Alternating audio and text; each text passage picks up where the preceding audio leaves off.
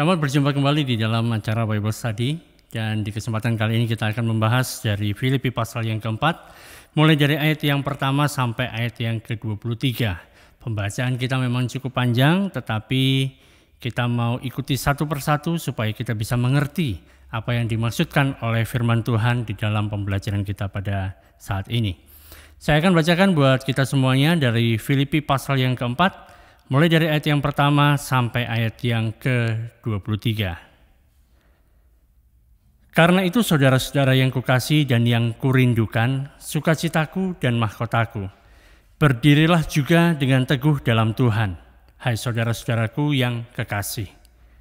Yudea kunasehati dan Sintike kunasehati, supaya sehati sepikir dalam Tuhan. Bahkan kuminta kepadamu juga, Sunsugos temanku yang setia, tolonglah mereka. Karena mereka telah berjuang dengan aku dalam pekabaran Injil bersama-sama dengan Clemens dan kawan-kawan sekerja yang lain, yang nama-namanya tercantum dalam kitab kehidupan. Bersukacitalah senantiasa dalam Tuhan, sekali lagi kukatakan bersukacitalah. Hendaklah kebaikan hatimu diketahui semua orang. Tuhan sudah dekat. Janganlah hendaknya kamu khawatir tentang apapun juga, tetapi nyatakanlah dalam segala hal keinginanmu kepada Allah dalam doa dan permohonan dengan ucapan syukur. Damai sejahtera Allah yang melampaui segala hal akan memelihara hati dan pikiranmu dalam Kristus Yesus. Jadi akhirnya, saudara-saudara, semua yang benar, semua yang mulia, semua yang adil, semua yang suci, semua yang manis, semua yang sedap didengar, semua yang disebut kebajikan dan patut dipuji, pikirkanlah semuanya itu. Dan apa yang telah kamu pelajari dan apa yang telah kamu terima dan apa yang telah kamu dengar dan apa yang telah kamu lihat padaku, lakukanlah itu. Maka Allah sumber damai sejahtera akan menyertai kamu. Aku sangat bersukacita dalam Tuhan bahwa akhirnya pikiranmu dan perasaanmu bertumbuh kembali untuk aku. Memang selalu ada perhatianmu, tetapi tidak ada kesempatan bagimu. Kukatakan ini bukan karena kekurangan, sebab aku telah belajar mencukupkan diri dalam segala keadaan. Aku tahu apa itu kekurangan, dan aku tahu apa itu kelimpahan. Dalam segala hal dan dalam segala perkara, tidak ada sesuatu yang merupakan rahasia bagiku. Baik dalam hal kenyang maupun dalam hal kelaparan, baik dalam hal kelimpahan maupun dalam hal kekurangan. Segala perkara dapat kutanggung di dalam Dia yang memberi kekuatan kepadaku. Namun baik juga perbuatanmu bahwa kamu telah mengambil bagian dalam kesusahanku. Kamu sendiri tahu juga, hai orang-orang Filipi, pada waktu aku baru mulai mengabarkan Injil ketika aku berangkat dari Makedonia, tidak ada satu jemaat pun yang mengadakan perhitungan hutang dan piutang dengan aku selain daripada kamu. Karena di Tesalonika pun kamu telah 1-2 kali mengirimkan bantuan kepadaku. Tetapi yang kuutamakan bukanlah pemberian itu, melainkan buahnya yang makin memperbesar keuntunganmu. Kini aku telah menerima semua yang perlu daripadamu. Malahan lebih daripada itu aku berkelimpahan, karena aku telah menerima kirimanmu dari Epaphroditus, suatu persembahan yang harum, suatu korban yang disukai dan yang berkenan kepada Allah. Allahku akan memenuhi segala keperluanmu menurut kekayaan dan kemuliaannya dalam Kristus Yesus. Dimuliakanlah Allah dan Bapa kita selama-lamanya. Amin. Sampaikanlah salamku kepada tiap-tiap orang kudus dalam Kristus Yesus. Salam kepadamu dari saudara-saudara yang bersama-sama dengan aku. Salam kepadamu dari segala orang kudus, khususnya dari mereka yang di istana Kaisar. Kasih karunia Tuhan Yesus Kristus menyertai rohmu. Saudara, kalau kita memperhatikan dari semua surat-surat yang dituliskan oleh Rasul Paulus, kita bisa mengambil kesimpulan bahwa surat Filipi ini merupakan surat yang paling personal, yang paling pribadi bagi Rasul Paulus. Dan kalau dalam isi surat Filipi ini kita temukan di pasal yang keempat ini, perkataan yang disampaikan oleh Rasul Paulus ini jauh lebih personal lagi, jauh lebih menyentuh hal-hal yang pribadi. Nah, kalau kita melihat di sini dari 9 ayat pertama itu berkaitan dengan apa yang sudah pernah dilakukan Rasul Paulus kepada jemaat yang ada di Filipi. Jadi tindakan yang pelayanan yang dilakukan oleh Rasul Paulus kepada mereka. Paling tidak di sana ada bicara tentang bagaimana Rasul Paulus mengajar mereka, bagaimana dia menuntun mereka, mengkoreksi mereka, memberikan perintah kepada mereka, kemudian membuat mereka menjadi orang-orang atau jemaat-jemaat yang stabil, yang kuat, dan juga membangun mereka. Nah, ini hal yang sangat personal yang dilakukan oleh Rasul Paulus. Di ayat yang pertama sampai ayat yang ke-9 dia ceritakan kembali tentang hal tersebut. Kemudian di ayat yang ke-10 sampai ayat yang ke-20 itu berkaitan dengan apa yang mereka lakukan bagi Rasul Paulus. Jadi hubungan yang ada antara Rasul Paulus dengan jemaat yang ada di Filipi itu adalah hubungan dua arah. Jadi bukan hubungan satu arah, bukan bertepuk sebelah tangan, tetapi ini adalah hubungan dua arah. Di mana Paulus melayani mereka dan mereka juga melayani Paulus. Paulus melayani mereka secara rohani dan mereka membalas pelayanan tersebut secara material. Kalau kita bicara tentang sahabat, kalau kita bicara tentang teman yang begitu dekat, itu adalah orang yang kepadanya saudara bisa memberi dan saudara bisa menerima dari dia. Jadi ada imbal balik, ada hubungan yang dua arah. Karena itu di ayat yang pertama Rasul Paulus mengatakan, karena itu saudara-saudara yang kukasihi dan yang kurindukan, sukacitaku, mahkotaku, berdirilah juga dengan teguh dalam Tuhan, hai saudara-saudaraku yang kekasih. Jadi Paulus di sini mengatakan pada mereka betapa berharganya jemaat Filipi ini dalam kehidupan Rasul Paulus. Dia menyebut mereka sebagai saudara-saudara, tidak hanya sekedar saudara saja, tapi saudara yang terkasih, saudara yang kekasih. Dan ini sebenarnya merupakan sebuah mujizat bila itu keluar dari mulutnya Rasul Paulus. Karena kita harus ingat bahwa Rasul Paulus adalah orang Yahudi dan dia adalah orang Farisi. Mereka yang orang Yahudi, orang Farisi itu nggak suka dengan orang dari bangsa-bangsa lain. Tapi kemudian saat Paulus bisa mengatakan bahwa mereka jemaat yang ada di Filipi yang sebagian besar merupakan orang-orang dari bangsa lain yang bukan orang Yahudi, bukan orang Israel, dan mengatakan mereka adalah saudara yang kukasihi, saudara-saudaraku yang terkasih, ini merupakan hasil dari mujizat. Dan hanya Allah saja yang bisa memberikan mujizat yang semacam ini. Karena kalau mengikuti bagaimana kehidupan Rasul Paulus sebelumnya, nggak mungkin Rasul Paulus bisa menyebut mereka sebagai saudara, sahabat, bahkan dikatakan saudara-saudara yang kekasih. Dia juga memberitahu kepada mereka seperti apa sih bahwa mereka itu telah menjadi sumber kebahagiaan bagi dia, sumber sukacita bagi dia. Pada saat dia tertekan, saat dia mengalami beban yang begitu berat, dia kemudian teringat dengan jemaat yang ada di Filipi dan itu membuat hatinya bisa bersukacita. Dan dia juga berkata bahwa jemaat yang ada di Filipi ini adalah mahkota dia. Ini bukan mahkota di mana dia menjadi seorang raja dan kemudian seenaknya bisa memerintah jemaat yang ada di Filipi. Tetapi mahkota yang dibicarakan di sini itu sama seperti seorang atlet yang telah memenangkan pertandingan dan dia mendapatkan piala, dia mendapatkan medali. Pada zaman itu mereka memakai mahkota gitu kan. Nah, ini seperti itu merupakan tanda kemenangan. Jadi jemaat yang ada di Filipi ini bagi Rasul Paulus itu seperti tanda kemenangan yang telah dia raih. Dan seakan pada waktu nanti dia berjumpa dengan Kristus dan kemudian Kristus berkata, apa yang sudah kamu lakukan di bumi yang memiliki dampak pada kekekalan. Atau Kristus mengatakan, mengapa aku harus memberikan upah kepadamu. Dan Rasul Paulus bisa menunjukkan jemaat Filipi yang telah menjadi mahkota dia. Dan ini merupakan satu gambaran yang sangat hangat, yang sangat erat antara seorang rasul, seorang pelayan Tuhan dengan jemaat. Dan dia ingin supaya hubungan ini tetap terpelihara. Sehingga dia berkata, berdirilah dengan teguh di dalam Tuhan.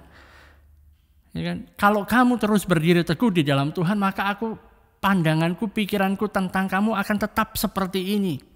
Supaya kalian ini tidak menjadi hal yang membuat aku bersedih, membuat aku berduka cita, membuat aku merasa malu. Tetapi membuat aku bersuka cita. Membuat aku bisa begitu bangga dengan kalian. Dan ini sebenarnya diinginkan oleh setiap hamba Tuhan yang melayani. Supaya apa yang sudah dia lakukan melalui kasih karunia Allah yang diberikan itu membuat jemaat itu tetap teguh, tetap kuat, tetap bisa memandang kepada Tuhan. Itu hal yang begitu penting. Saudara, kita tidak bisa mengabaikan hal ini. Ini merupakan suatu hal yang penting. Gereja bisa kelihatan kuat, gereja bisa kelihatan solid, kelihatan baik, kelihatannya bisa bertahan untuk waktu yang lama, tapi pada fakta dan kenyataannya bisa runtuh dengan cepat. Oleh karena itu Paulus menginginkan supaya jemaat yang ada di Filipi itu mereka berdiri teguh, supaya mereka tetap bisa menjadi mahkota. Jadi bayangannya gini, kalau saudara pernah melihat satu bangunan, jadi satu gedung gitu kan, ada dindingnya, ada temboknya, kemudian ada bangunan dinding atau temboknya ini ada bagian-bagian yang retak gitu. Jadi yang dilakukan Paulus di dalam pasal yang keempat ini, dia memberikan perhatian kepada hal-hal yang mendetil. Hal-hal yang kecil-kecil yang kira-kira bisa merusakkan bangunan itu. Mungkin ada retakan di sini, retakan di sana, dan Paulus berusaha untuk menambalnya supaya bangunan ini tetap teguh berdiri. Dan ini hal yang penting karena kalau dibiarkan kan, retakan-retakan kecil dibiarkan, mungkin kalau lagi hujan deras gitu kan, bisa bocor. Bisa kacau, bisa mengacaukan segala sesuatunya. Dan semua ini merupakan satu hal yang harus dijaga. Yang harus dijaga. Ada detil-detil kecil yang kelihatannya remeh, tapi kalau itu sampai rusak, bisa mengacaukan segala sesuatu. Mungkin ada retakan, mungkin bagian pondasinya seperti apa, bagian pengikat-pengikat, bagian di luar dan yang ada di dalam. Itu penting, apalagi di dalam persekutuan. Sehingga membuat persekutuan ini bisa tetap berdiri dengan teguh. Persekutuan itu tidak bisa dipandang remeh dan gak bisa diabaikan.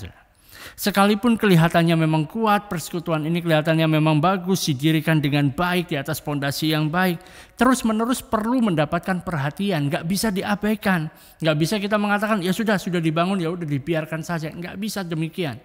Perlu untuk diperhatikan hal-hal yang detil, hal-hal yang kecil itu perlu juga untuk dijaga supaya persekutuan itu tetap berdiri. Nah, dari sini dari 9 ayat pertama dari pasal yang keempat itu ada pola yang bisa kita perhatikan. Yang diperhatikan adalah bicara tentang hubungan-hubungan yang mendetil antara yang pertama antara dengan sesama. Yang kedua dengan Tuhan dan yang ketiga dengan dirimu sendiri.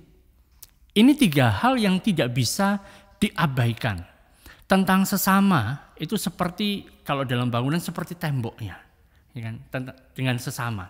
Tapi kalau bicara dengan Tuhan itu bicara tentang pondasi. Tentang pondasi. Dan kalau bicara tentang dirimu sendiri itu bicara tentang material fabrik yang digunakan untuk membuat ruangan itu, gedung itu kelihatan indah. Nah, itu 3 hal yang perlu untuk diperhatikan. Perhatian yang pertama itu muncul saat ada dinding atau tembok yang retak.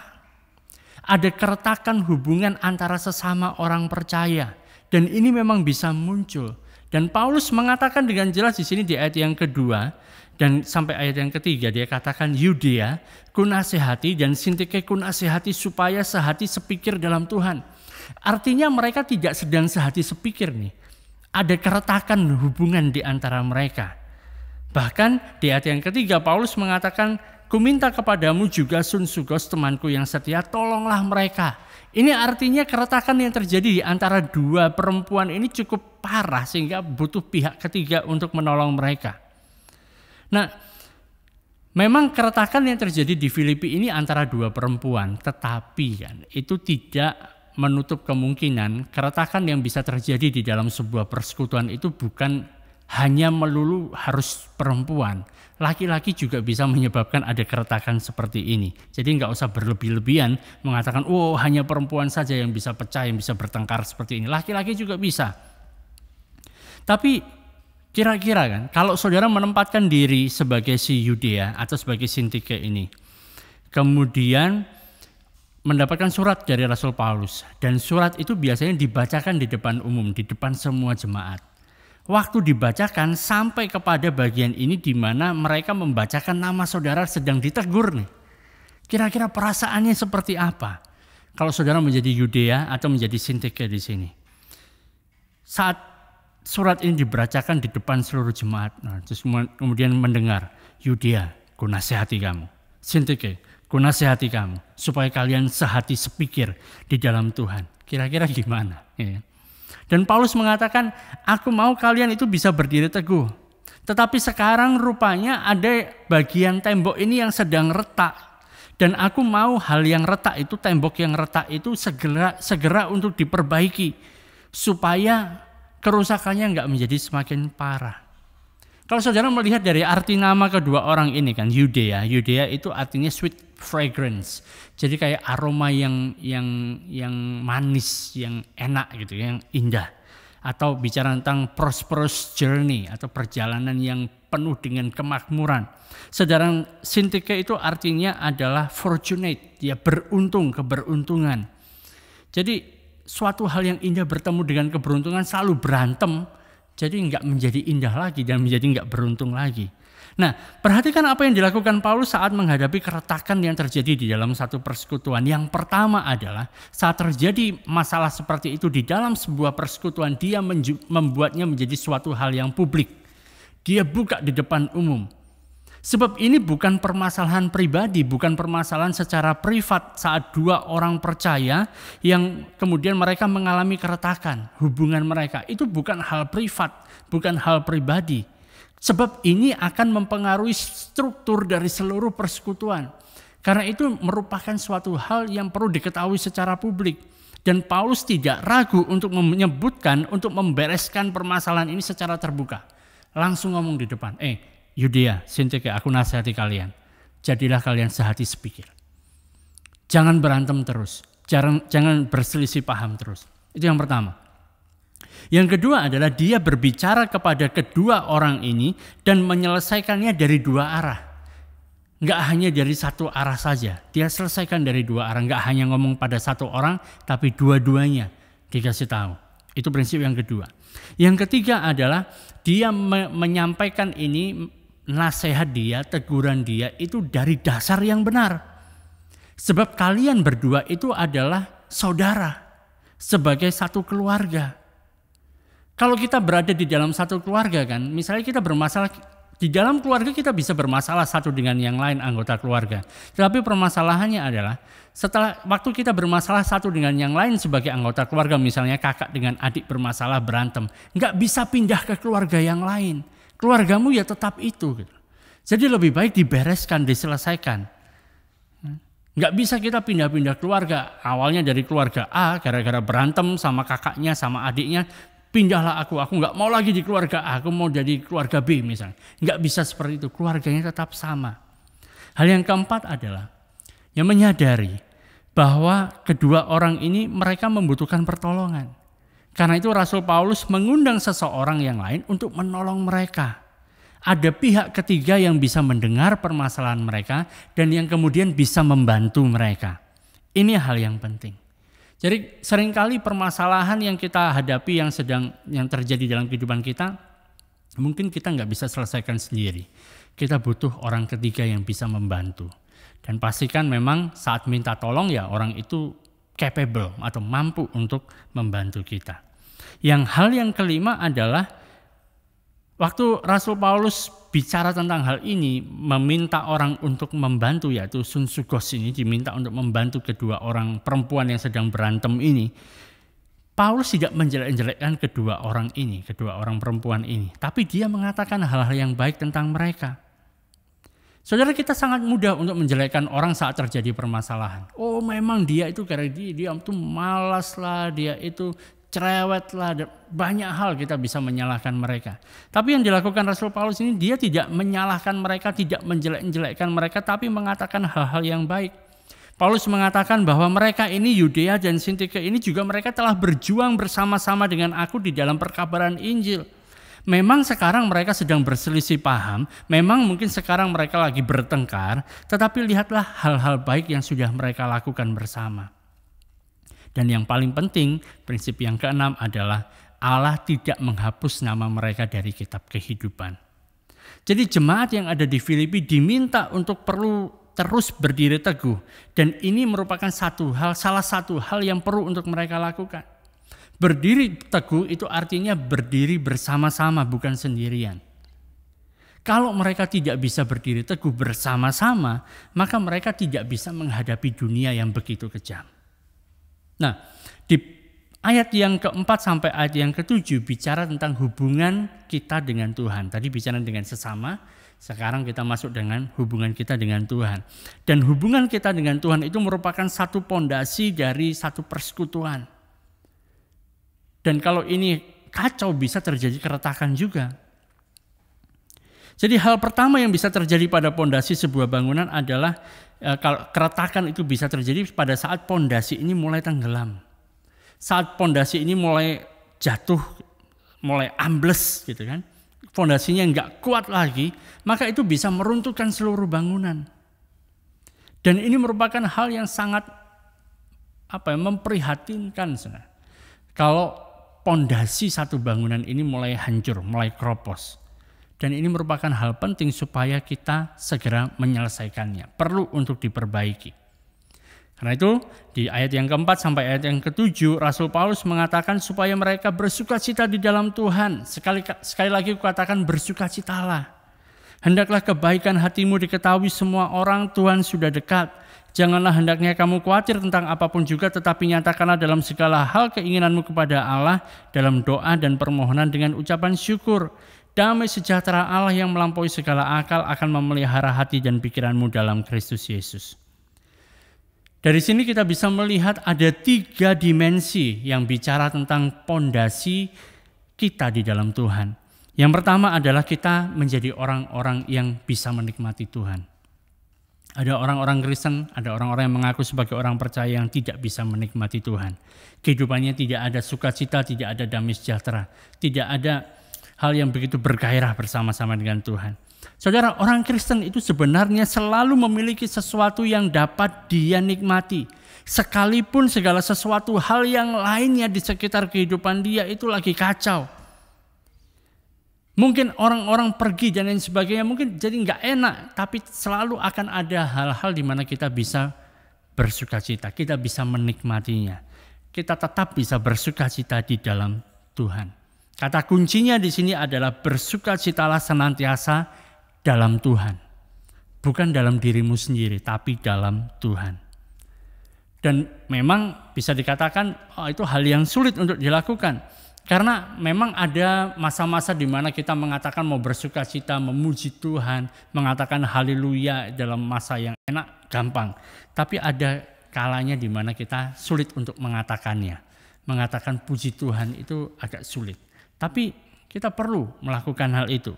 Dan Paulus menyebutkan paling tidak ada berbagai alasan, ada 10 alasan sudah. Mengapa kita perlu bersukacita di dalam Tuhan.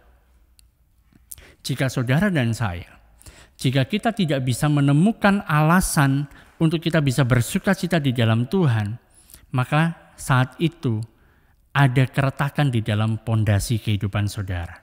Dan itu bisa meruntuhkan kehidupan saudara.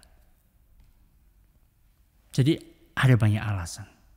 Saudara coba cari itu. Alasan apa saja, ya kan?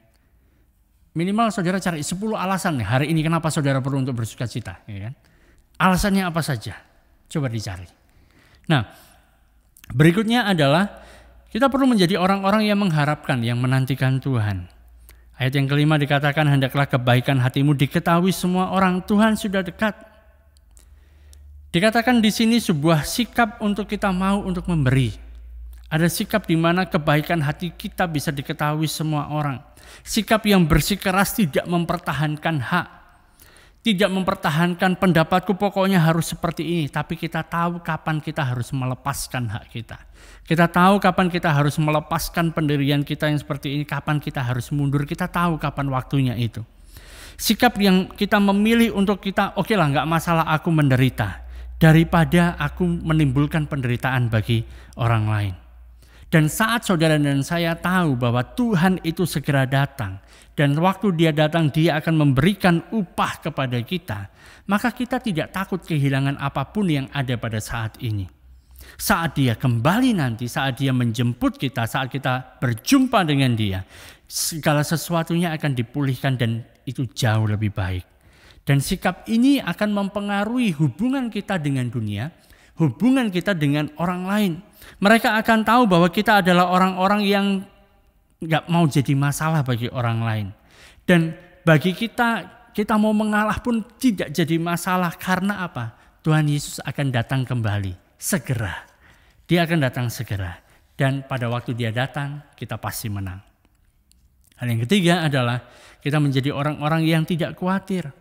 Ayat yang ke-6 dikatakan, janganlah hendaknya kamu khawatir tentang apapun juga, tetapi nyatakanlah dalam segala hal keinginanmu kepada Allah dalam doa dan permohonan dengan ucapan syukur. Kekhawatiran merupakan salah satu hal juga yang bisa meretakkan pondasi kepercayaan kita kepada Tuhan. Dan di sini obatnya sangat jelas. Saat ada kekhawatiran, obatnya adalah berdoa. Kita doa.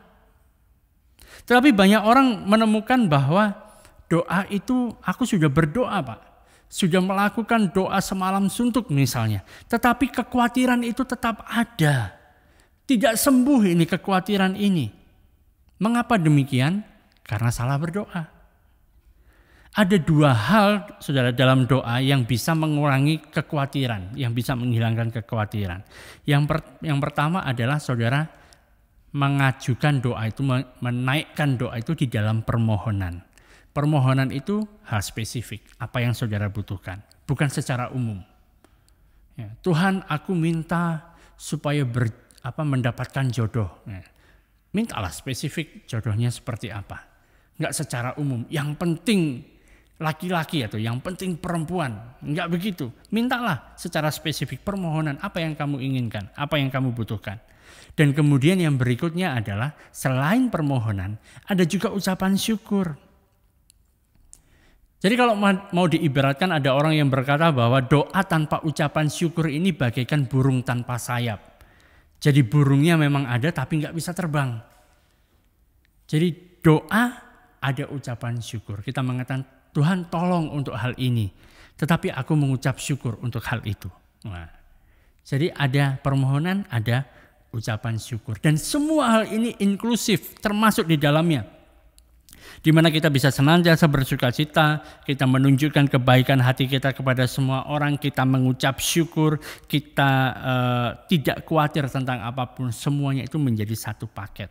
Hasilnya di ayat yang ke-7, bahwa ada damai sejahtera Allah yang melampaui segala akal akan memelihara hati dan pikiranmu dalam Kristus Yesus.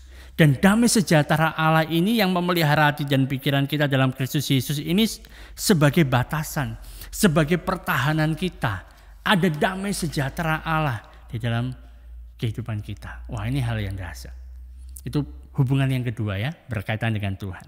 Nah, kita lihat hubungan yang ketiga berkaitan dengan diri kita sendiri. Di mana diri kita sendiri perlu juga secara konstan ada renovasi. Baik yang ada di luar atau ada yang di dalam diri kita. Perlu ada renovasi. Di bagian dalam ini bicara tentang keadaan mental kita. Cara merenovasinya dengan melakukan meditasi. Memang bahasa meditasi ini agak sedikit gimana gitu rasanya bagi orang Kristen kan.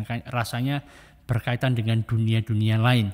Tapi saat bicara tentang meditasi di dalam kekristenan itu bicara tentang merenungkan. Jadi ada golongan lain yang waktu mereka meditasi, mereka mengosongkan pikiran. Tetapi kita sebagai orang percaya, waktu kita meditasi, kita merenungkan firman Tuhan. Kita mengisi pikiran kita dengan firman Tuhan. Kita mengisi pikiran kita dengan apa? Ayat yang ke-8 mengatakan, jadi akhirnya saudara-saudara, semua yang benar, semua yang mulia, semua yang adil, semua yang suci, semua yang manis, semua yang sedap didengar, semua yang disebut kebajikan dan patut dipuji, pikirkanlah semuanya itu. Renungkanlah semuanya itu. Itu yang dipikirkan, itu yang direnungkan. Bukan yang dipikirkan, direnungkan hal-hal yang lain. Itu yang dipikirkan, direnungkan. Dan ada dua alasan sih mengapa kita sulit melakukan hal tersebut. Mengapa kita sulit untuk memikirkan hal yang benar, yang mulia, yang adil, yang suci. Dua alasan. Yang pertama adalah dunia tempat kita tinggal gak seperti itu. Lingkungan kita tidak lingkungan yang semuanya benar, semuanya mulia, semuanya adil, semuanya suci. Gak seperti itu. Bahkan kalau kita melihat media, kita melihat berita dan lain sebagainya, selalu hal-hal yang negatif, hal-hal sensasional, hal-hal yang mengagetkan, selalu kabar buruk. Karena bagi berita, bagi media, bad news is a good news. Itu kenapa kita sulit untuk memikirkan hal-hal yang baik, yang adil, yang mulia, yang suci. Hal yang kedua adalah yang perlu untuk dilakukan bagi kita, mengapa kita kadang-kadang sulit untuk memikirkan hal-hal yang demikian, adalah karena hal itu sudah ada di dalam pikiran kita. Cara untuk mengeluarkannya itu kadang kita nggak mau melakukannya. Cara untuk mengeluarkan semua pemikiran yang salah adalah dengan cara memasukkan pemikiran yang benar. Kalau saudara pernah melihat kan misalnya satu gelas yang berisi kopi, ya, kan warnanya hitam. Bagaimana caranya untuk mengeluarkan itu tanpa kita sentuh-sentuh gelas ini? Caranya adalah mengalirkan air. Saat air itu mengalir terus, maka yang kotor itu, yang hitam, yang kopi itu akan keluar.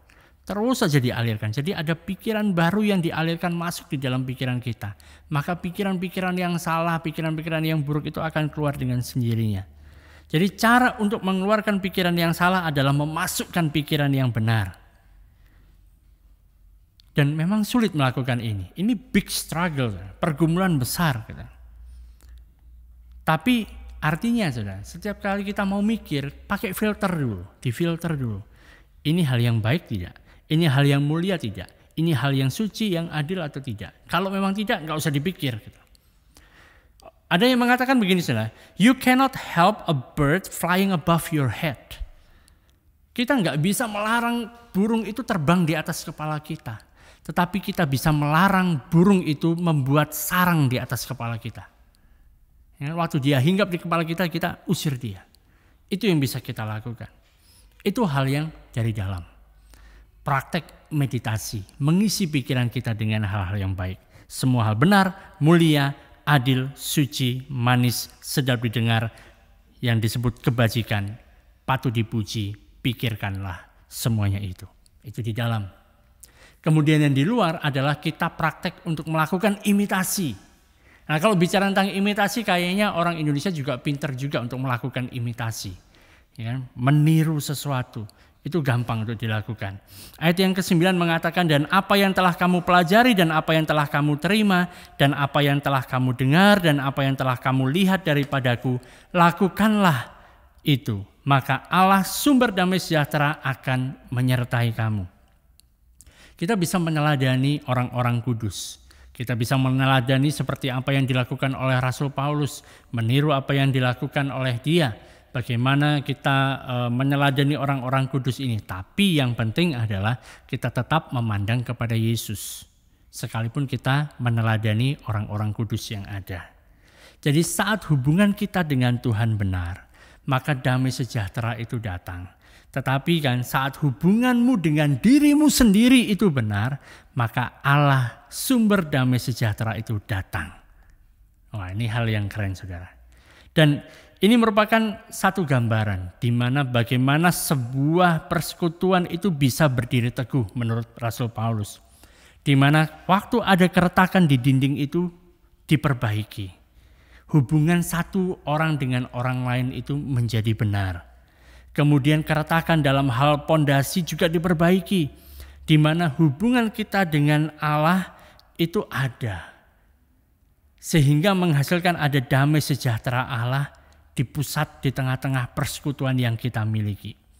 Kemudian yang ketiga adalah ada persekutuan di mana masing-masing anggota terus-menerus memperhatikan dan terus-menerus merenovasi diri mereka sendiri melalui pikiran yang benar, melalui mengikuti teladan hidup yang benar.